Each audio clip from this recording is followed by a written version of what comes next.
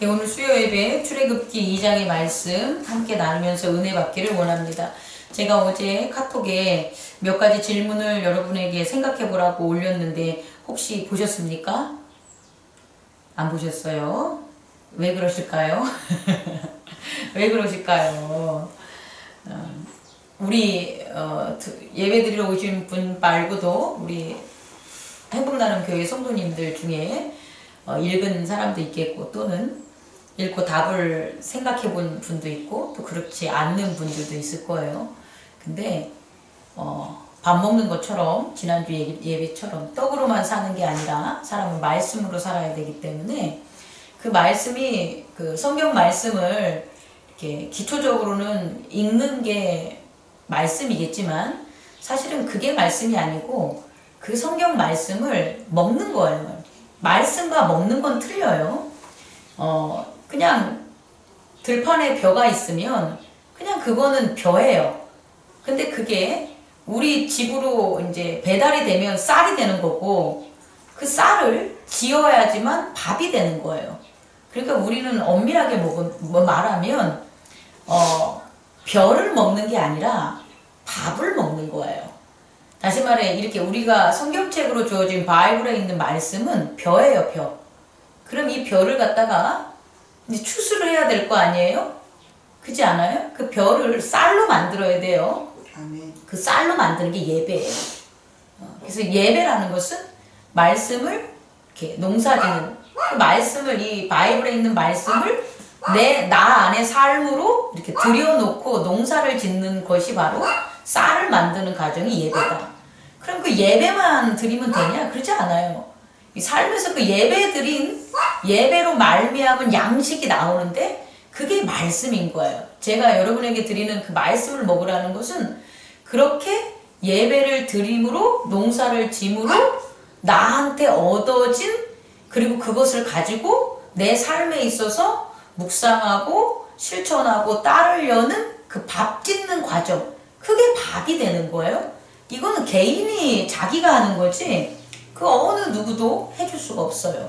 목사는 저기 벼구나 저런 게 벼니까 우리 함께 농사 집시다 라는 걸 가르쳐 주고 또 같이 그 농사 진 거를 갖다 농사 지면서 추수를 하는 쌀을 거두는 예배까지만 제가 같이 해주는 거지 여러분의 삶에 있어서 말씀을 밥으로 먹는 것은 여러분이 해야 돼요.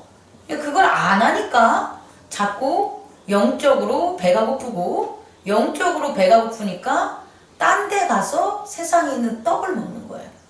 다른 걸로 자꾸 시선을 돌리는 거죠. 그래서 우리 안수 집사님이 말씀하신 것처럼 기도하신 것처럼 우리가 마음을 떠나야 되는데 마음을 떠나지 못하는 게 바로 세상에 있는 떡을 먹어버릇하는 거예요. 말씀을 먹어야지만 말씀으로 밥을 지어 먹어야지만 마음에서 떠나게 돼요.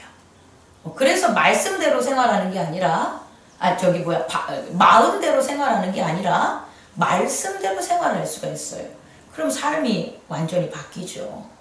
그런 과정으로 우리 행복나눔 교회와 여러분들이 나갔으면 좋겠습니다.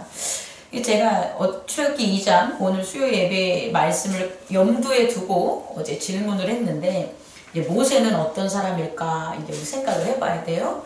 그럼 먼저 우리 스스로가 우리들은 어떤 사람일까라는 것들을 이제 생각을 해봐야 돼요.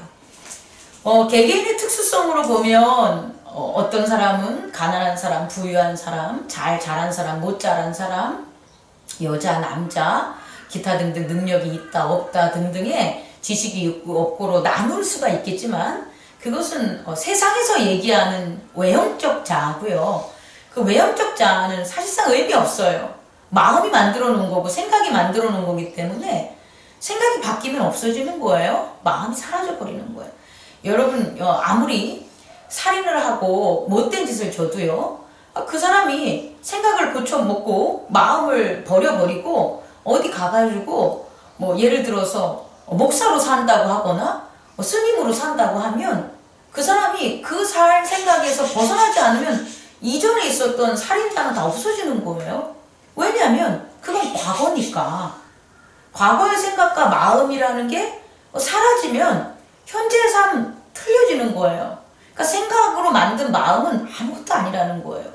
여기서 대한민국에서 막 어떻게 살다가 나 새롭게 살아야지 그래서 미국 가가지고 새롭게 살아요? 그럼 그냥 그렇게 사는 거예요. 근데 그걸 갖다가 당신은 대한민국에서 이렇게 살다가 미국에서 이렇게 살죠라고 누가 아무리 해봤자 그 소용없어요. 다시 말해 생각으로 만든 마음의 삶이라는 것은, 외형의 삶이라는 것은 아무 의미가 없다. 여러분 좀 깨닫기 바랍니다. 그렇다면 모세가 우리가 서로서로 외형의 경험에 있는 생각에 의한 그런 우리를 보라는 게 아니라, 모세는 그럼 어떠한 그의 내면이 있을까를 우리가 살펴본다면 그는 죄인이라는 걸 우린 깨달아야 돼요. 이 모세는 죄인이에요. 모세가 목사님 무슨 죄를 졌길래 애굽 사람을 돌로 쳐서 죄인입니까? 그거 아니에요. 애굽 사람을 돌로 치서 죽인 건 모세의 외연의 모습이에요. 외형적인 그의 생각과 마음 때문에 일어난 거지 그의 내면의 그 모세의 특성이 아니에요. 모세가 죄인이라는 것은 왜 죄인이냐면 버림받았기 때문에 죄인이에요. 모세가요, 레위인의 남자가 레위인의 여자와 결혼을 해서 장가를 가가지고 모세를 낳았단 말이에요. 그러면 모세의 혈통은 뭐예요? 레위인이에요. 그럼 레위인은 뭐냐면 이스라엘의 12지파 중에 레위의 그런 혈통도 있지만 우리가 후에 나올 레위인은 제사장의 역할을 맡을 수 있는 그런 위치예요. 제가 다시 여러분에게 얘기하면 모세라는 하나님께서 보내준 그 사람은, 그 아들은 레위인과 레위인이 결혼해서 한 레위 혈통을 가진 모세인데, 그 레위 혈통을 가진 자가 뭘 한 거예요? 집중. 레위 혈통에 맞게끔 자라야 되는데 버림을 받았다고요. 그게 죄라니까요. 모세가 잘못된 게 아니에요. 모세를 자기가 버림당하고 싶어 버린 건 아니잖아요. 애굽 사람들이 죽이니까 버릴 수밖에 없는데, 원래 아버지 어머니 밑에서 자라지 못하고 버림을 당한 게 모세에게 있어서는 죄의 씨앗이 된다는 거예요. 그리고 그 죄의 씨앗이 이제 어떠하게 이제 성장을 하게 되면 그 버림받은 그 모세가 이제 그 트라우마가 있겠죠. 동족에게 이제 자기의 친부모와 살지 못하는 그런 애정이 결핍된 게 나타나고, 또 하나는 히브리인인데도 불구하고 애굽의 왕실에서 자라면서 겪어야 될 애굽인들의 차별적인 것들이 그에게 나타나겠고, 또 하나는 노동을 하면서 지내는 피지배계층의 그 히브리인들을 보면서 그들의 삶에 대한 불쌍히 여기는 것도 그에게 죄가 되겠고요. 또 그는 그런 히브리인임에도 불구하고 애굽인의 왕자로 자라면서 우월한 애굽의 문화를 향유하는 것도 그에게는 죄가 된다는 거예요. 다시 말해, 버림받았다는 것은 어그러졌다는 거예요. 변질됐다는 거예요. 그런 버림받음의 변질이 이러한 죄를 낳게 만든다는 거예요. 아니 목사님, 문화적으로 좋은 게 무슨 그게 죄입니까? 아니에요.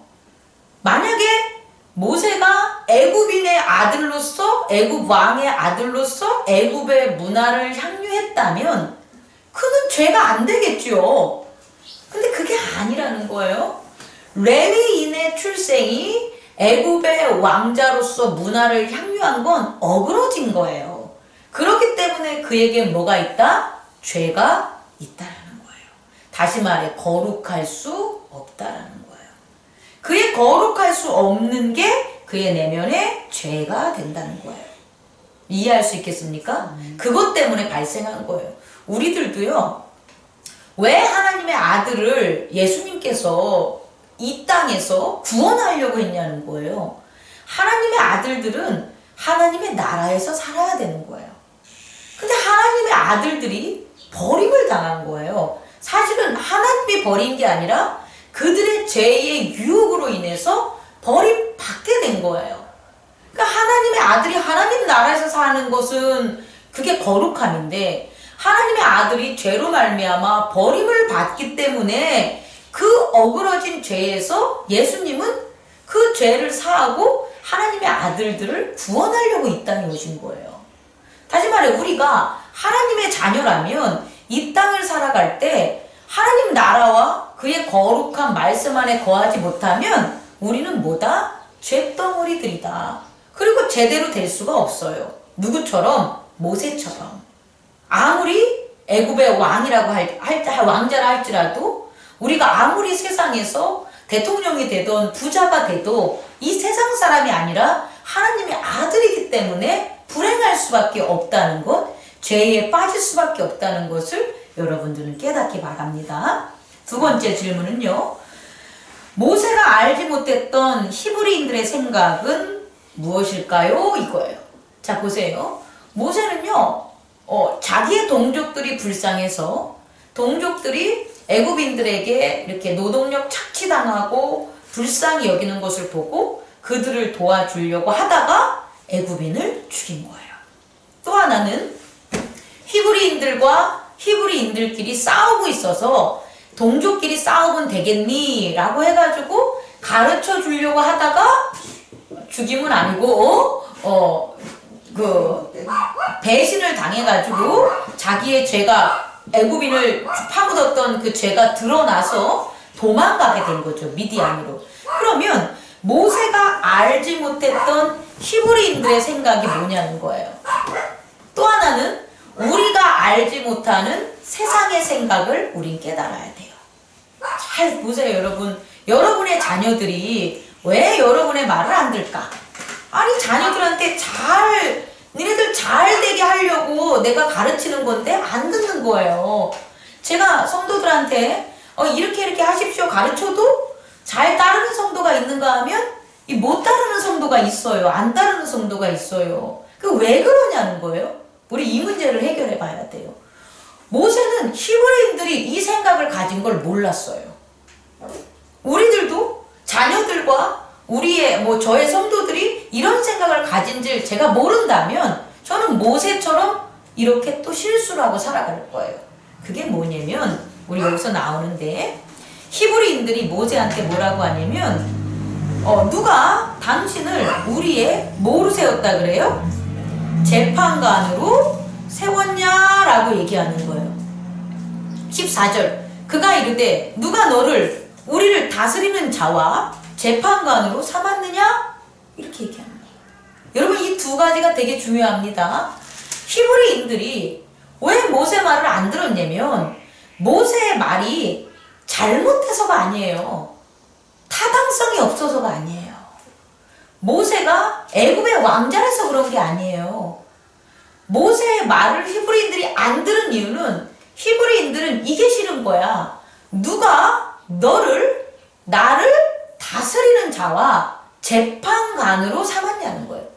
이 두 가지 때문에 안 듣는 거예요. 여러분의 자녀가 왜 부모의 말을 안 듣냐면 당신이 왜 나를 다스리냐는 거예요. 부모가 왜 나를 다스리냐는 거예요. 또 부모가 왜 나를 재판하냐는 거예요. 내가 옳으냐 그르냐를 왜 부모가 판단하는 거예요. 옛날에는 이게 가능했다라는 거예요. 근데 지금은 어느 자녀도 자기를 다스리고 재판장이 되는 부모를 원하지 않아요. 이 민주주의 국가에서는. 교회에서 성도들도 마찬가지예요. 목사님이 예배 드리고 기도 드리는 거는 다 좋아해요. 근데 자기를 다스리려고 해. 자기의 잘못된 행동들을 교정해 주려고 그래. 그럼 싫어요. 당신이 이거는 좀 고쳐야 됩니다 라고 하면 왜 그걸 목사님이 판단합니까? 라고 하면서 재판관 된다고 하면서 나가는 거예요.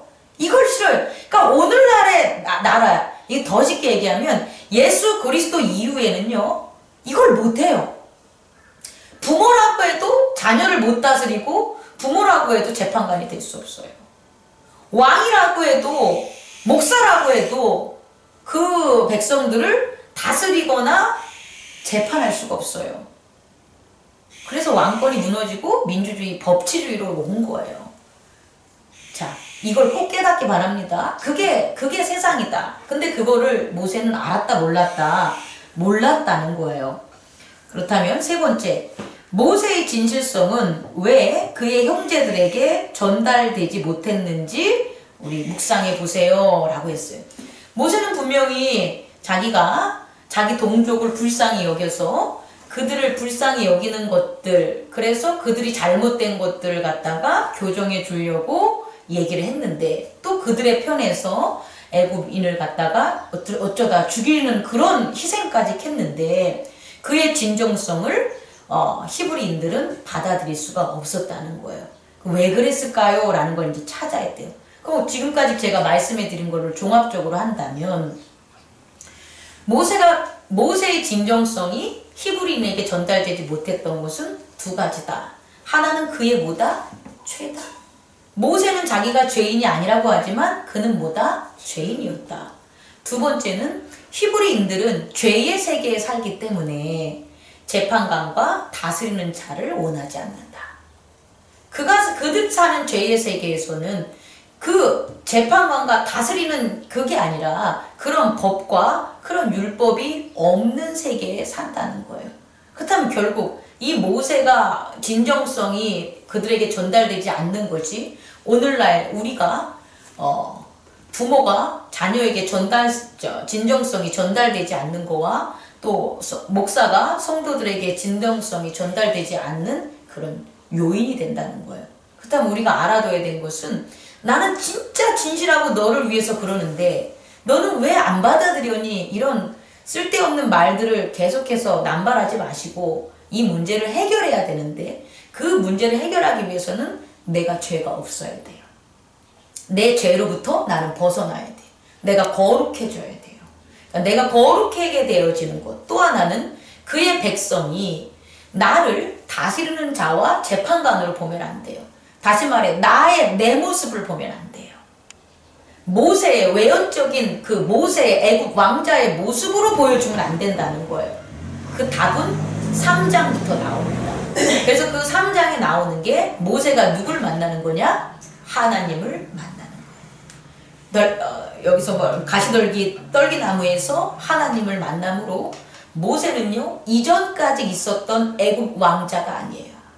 애굽 왕자로서의 어그러지고 버림받은 죄 있는 그런 모세가 아니라 자기의 친아버지, 하나님 영적 아버지를 만남으로 모세는 자기 자신을 알게 되는 거예요. 다시 말해, 자기 자신 내에 있는 그리스도의 세계를 발견하는 거예요.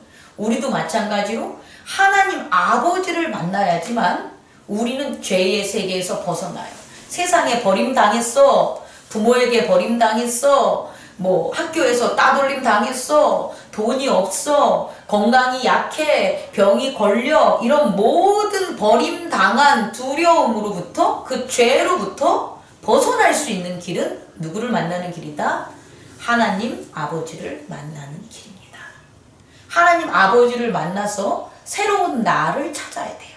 하나님 아버지의 자녀로서 그리스도 예수가 내 내면의 세계에 있다는 것을, 성령이 나의 영이라는 것을 발견해야 되는 거예요.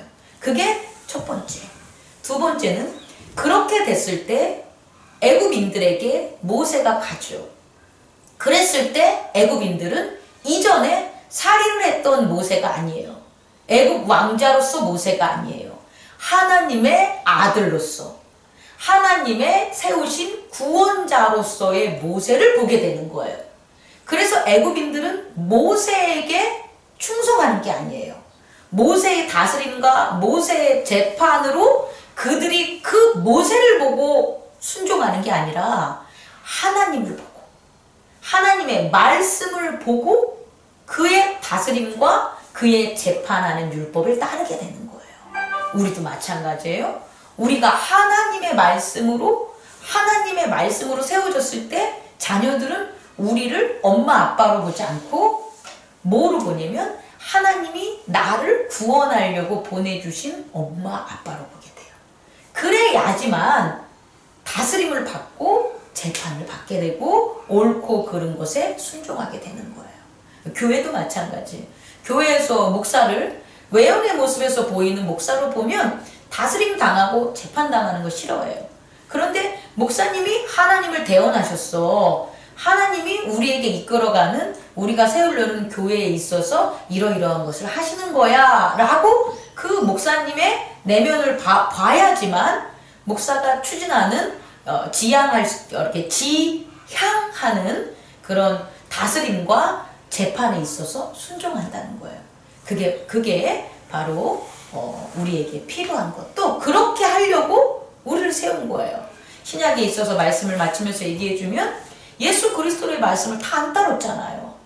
맨 처음에 그의 기적과 표적으로만 따랐잖아요. 근데 그는 기적과 표적도 오래 못 가. 3년 가다 끝나버린 거예요. 돈이 많아? 3년 못 가. 건강해? 3년 못 간다는 거예요. 지식이 많아? 3년 못 간다는 거예요.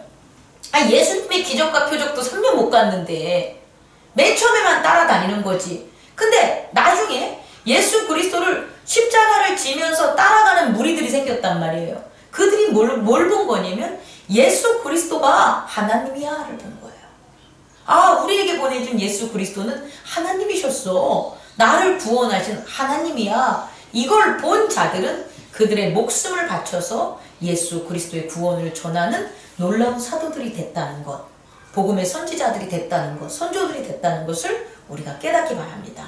우리 또한 그 길을 걸어가기 위해서 이 땅에 온 거예요. 좋은 집에, 좋은 차에, 좋은 고기 그런 거 먹으려고 이 땅에 온 게 아니라 살아계신 하나님, 그 하나님을 전하기 위해서 우리가 이 땅에 보내심을 받은 거예요. 그리고 그거를 깨달으면 그 깨달음을 나갈 때에 좋은 집, 좋은 차, 좋은 고기 음식들이 그건 부대적으로 오는 거예요. 그것들이 주가 되는 게 아니라 그것들은 종속적인 것들이라는 것을 깨닫는 저와 여러분, 우리 행복나눔 교회 성도들 되기를 바랍니다. 기도하겠습니다. 꺼주시기 바랍니다. 사랑과 은혜가